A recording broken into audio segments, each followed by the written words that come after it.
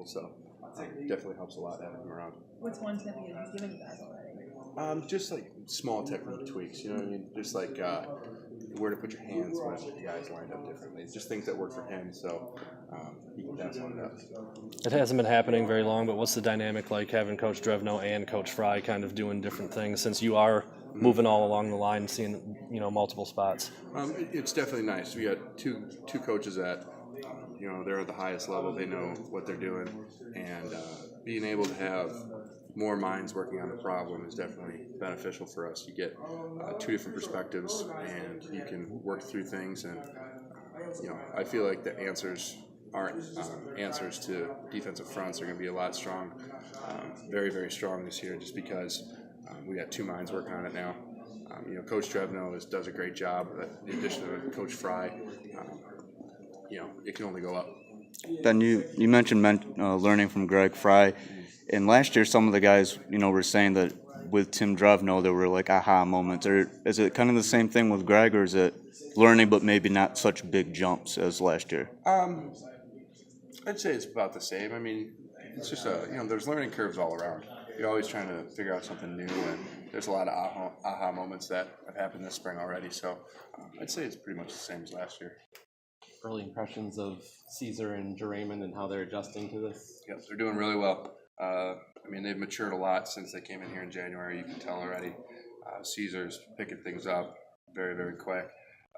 Jeraymond has got some outstanding feet, very athletic out on the edge for us. So I'm really excited to see how both of those guys keep progressing in the spring, and then see how the rest of this O-line class turns out in June when they come in.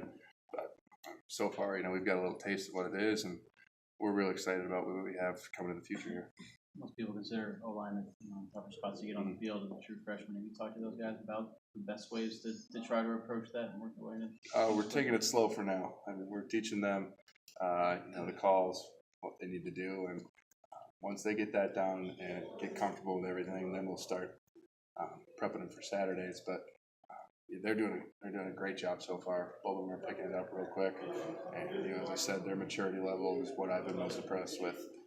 They kind of come in as high school seniors. They're kind of tweeners, not full-time college kids yet, and they've both progressed incredibly in these last 2 or 3 months. Taking it slow, sort of the general theme for the O-line of this spring. It seemed like Coach Fry was saying similar. Once to pace yourself and you get the whole spring and summer to figure everything out. Yep, we're just making sure that we are 100% on everything.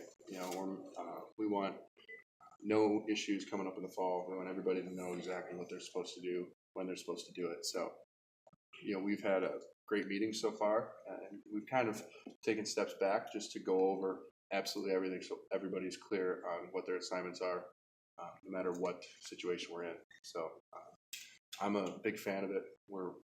Things are very, very clear this spring, and I think it's going to pay off in the fall. Is that because the three really experienced guys moving on and kind of fill those spots now? I think that could have a part of it. We lost 3 starters, and there's spots to fill. So everybody knows what's going on. It's just we have time in the spring now to go back and review everything, make sure that everybody's on the same page. So you're doing everything but center? We're bouncing all around. Everybody's always moving around. So Is that what Dave told you to tell us? Probably. Taking guard and tackle for now, and then always working on snapping and center. So just trying to be as versatile as possible. I told you guys before, the personal goal for me is when I'm done here to be able to plug in at all 5. So always working on center too, so that it's in my back pocket if I need it. You have a pretty good view of the defensive line. What are your impressions? The guys at Pro Day were talking about Rashawn in a couple of years will be a top 5, top 10 pick.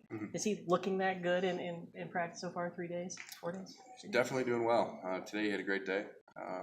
Mo Hurst has had a great day too. Chase Winovich is doing well on the edge. So, we lost obviously a heck of a D-line class last year, but the good thing was all those guys played too. So they've seen what game days are like, and they've been doing real well this spring so far. Is he separating himself though, Rashawn? Those combine numbers were pretty. Yeah, they might have been a little exaggerated. Everybody knows what kind of an athlete Rashawn is. We've known that for 2 years. you don't see guys that weigh 300 pounds run that fast. So we all know what he can do, and he's doing very well this spring. I mean, we just got off practice half hour ago. I haven't even watched any film yet. I couldn't tell you how, what he did exceptionally well today or not. So I'll figure that out tonight, but I'm sure you guys will find that out before I do. So Doubtful. When last year you spent the whole time, learning Coach Drebno the way he teaches, does Fry teach differently? I mean, are there different, does he have different methods? Are there different instructions? I wouldn't say about that. I would say it's more, it's just two different minds working, but they have very similar coaching styles. They both are experts at what they're doing. They both know exactly what needs to be done. So learning from them, I'd say it's about the same. They both are just excellent teachers at what they do. Do you have a preference of which position you play on the line? I mean, I played guard last year, and that's where I've been taking some reps here. But wherever they tell me to go I'm going to go as long as you can be out there. That's what I just like to play. So wherever I can go and be best and get the best 5 guys in. Within Where we're going. What's the number one thing you worked on this offseason? Just curious.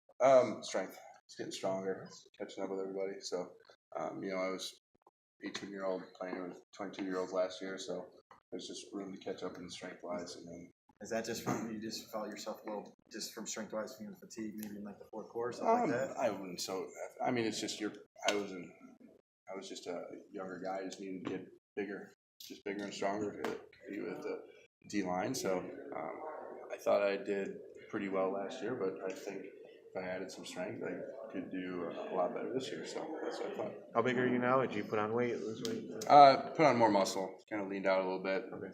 Around 310. Okay. So Is that a good number in there. good weight you want to play? I'm happy with that. And a lot of guys were talking about John Runyon. Mm-hmm. As far what have you seen out of him? I mean, the numbers are there. It sounds like. I mean, there's kind of a little bit of a buzz around him. Yep, he's doing real well. He had a good day today. Very good day today. We're trying to figure out, where he's fitting in. Inside, outside. Yeah, he's bouncing all around. Very athletic guy, as you guys see from the numbers, and as we all knew, John's an incredible athlete. So we're working. Yeah, he's working really hard. So we'll find out how that all works out. But he is an incredible athlete, just as the numbers say. In terms of athleticism, I mean, like with Jawan, I mean, there's a lot of options. Yep, there's definitely a lot of options, a lot of athletes. In this class coming in, there's a lot of athletes too, and so we're just finding the 5 best guys to put out there. All right, thanks guys. We're gonna keep that moving.